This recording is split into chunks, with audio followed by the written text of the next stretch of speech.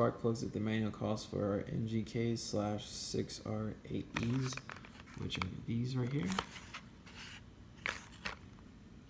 Can't stress enough how important it is to check the gaps on your brand new spark plugs, because sometimes they don't come gapped right, or there's a big variance in between the two, and you really don't want that. So what you're going to do is take your key, unlatch your trunk, take the boot seat off. Next, using your H5 Allen, you're going to take off these two little bolts here. There's one on each side, and there's two little lips right here. You got to be careful when you take this off so you don't snap it. And then it just comes right off. Next, you want to take your H5 Allen and remove this bolt and this one, as well as the other two on the other side. For that, you just yank off this cover gently off of these two pressure rubberized little clamps.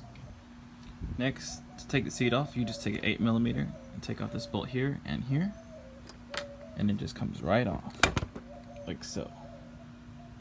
Alright, to get the tank cover off, you need an H5 Allen, and it's to get that sucker down there.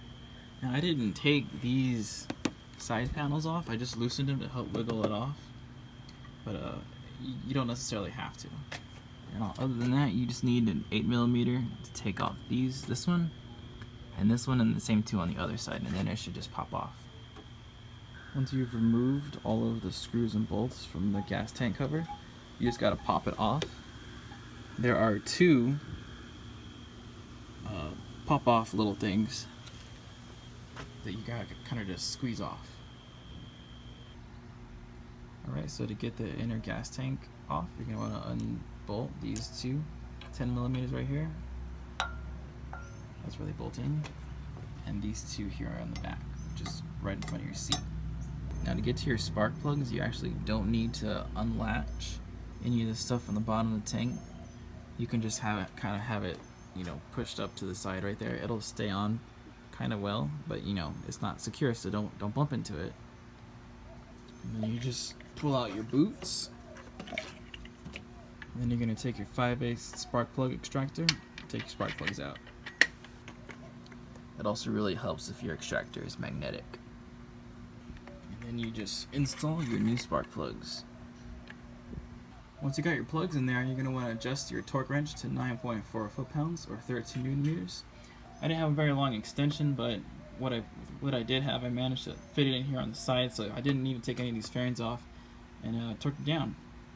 And then you're pretty much done. You just snap your boots back in, make sure they click. And after that, you just do everything you did to take this all apart in reverse. And here's a closer look at the factory spark plugs.